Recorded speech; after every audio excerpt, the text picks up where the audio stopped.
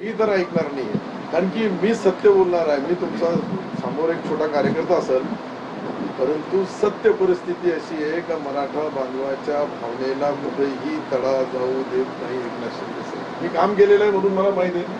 आता मला काही चुकीची माहिती देऊन समाजाच्या बद्दल मध्ये काही तुमच्यामध्ये त्यांच्यामध्ये काही वादविवाद होणी यासाठी मी बोलू लागलो का त्यांचा प्रेम तुमच्यावर एक काळ्या दगडावरची पांढरी रेष आहे. मी या शब्दात सांगतो तुम्हाला.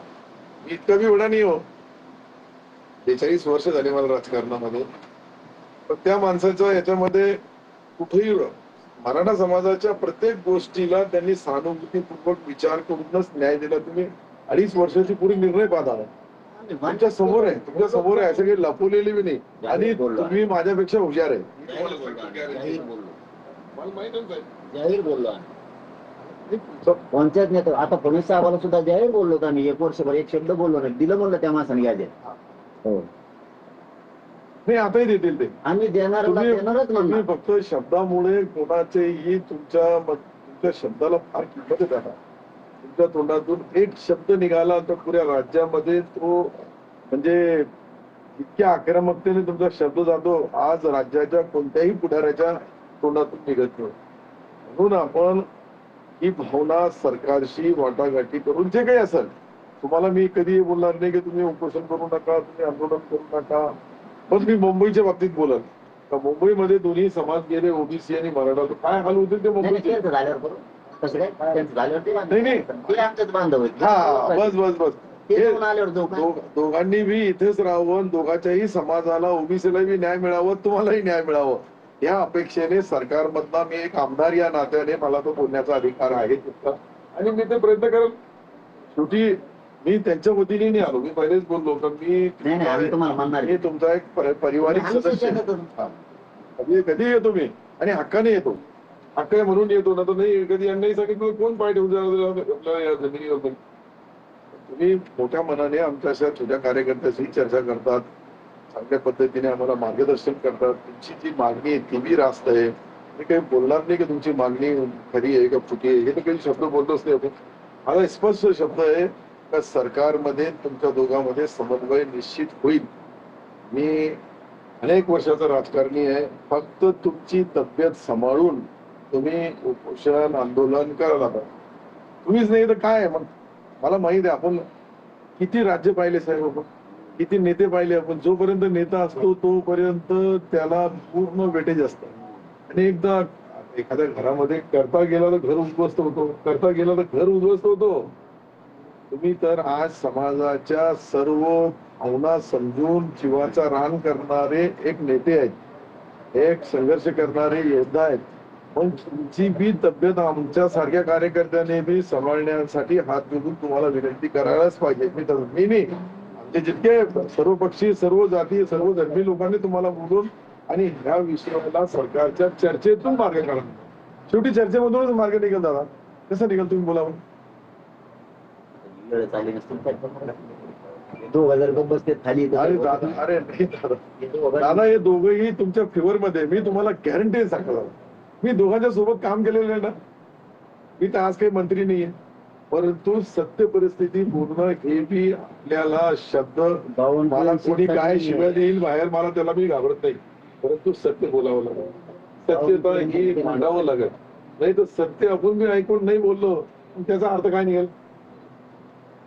मेल्यानंतर मलाही कोर्ट आहे, मलाही ईश्वर अल्लाह भगवान करे, सर्वाला शेवटी जायचंय तिथे. ते खोटं कशाला बोलायचं. तुमच्याबद्दल एकनाथ शिंदे साहेबांची मी यासाठी बोलू लागलो का मी फार जवळून पाहिलेलं आहे. तुम्ही पाहिलेलं आहे, सगळ्यांनी तुम्ही नाही पाहिलेलं आहे, तुम्ही सर्व पाहिलेलं आहे. एकनाथ शिंदे साहेबांना जवळून पाहिलेलं आहे, नाही पाहिलेलं आहे दादा तुम्ही.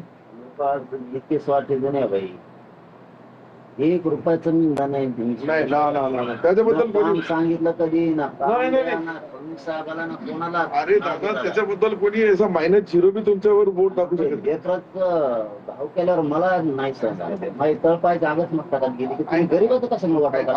गरीब तुम्हाला मोठे करणार आणि तुम्ही मोठे झाले की गरीबाला उद्ध्वस्त करणार. मार्ग निघाल, मार्ग निघाल. मी तुम्हाला गॅरंटीने सांगतो त्या राज्यामधली एकंदरीत काहीच गरज नाही ना, पण बावनकुळे शिरसाटला हे लाकड्यात घुसायची हात घालत काही गरजच नाही ना. नाही त्यांच्याकडून बी काही चुकलं असेल तर शेवटी दोघेही एकनाथ शिंदे साहेब आमचे सर्व पक्षाचे मेन भारतीय जनता पार्टीचे सुप्रीमो देवेंद्रजी ते दोघांनाही बोलतील आणि मधला मार्ग काढतील. पण ते दोघंही तुमच्यासाठी मार्ग काढणारे ते दोघंच आहेत, मी तुम्हाला सांगतो.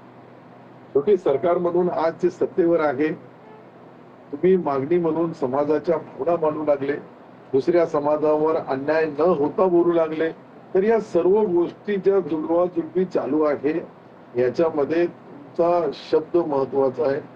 तुमची जी स्वतःचा जीव बी या राज्यासाठी त्याच्यापेक्षा जास्त महत्वाचा आहे.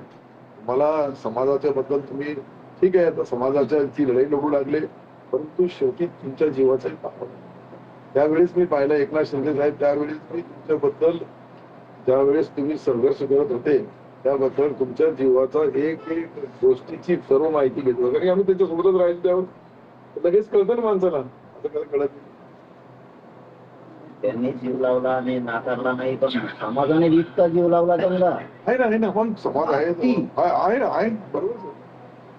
त्यांना जर कोणी पक्ष कोणी काही खाली मान घालायला लावलं तर समाज लगेच उठला. हा बरोबर. त्यामध्ये दादा कमीपणा वाटू दिला नाही कुठं. पण दादा कुठेतरी मला जे वाटतं मी ते बोलू लागलो. आणि आता त्या प्रसाद लाड साहेबांमुळं फडणवीस साहेबाला सुद्धा उपयोग नाही. आम्हाला काय करायचंय, फक्त समाजाच्या लेकराला घ्यायचं, आम्हाला राजकारण नाही करायचं. त्याच्यात फडणवीस बावनकुळे सांगून घातलीच गाडी.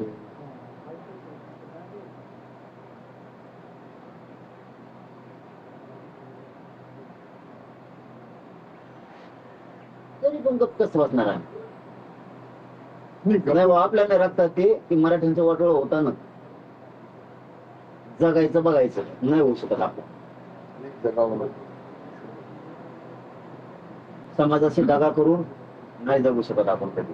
समाज तर पडायला लागला पुढं.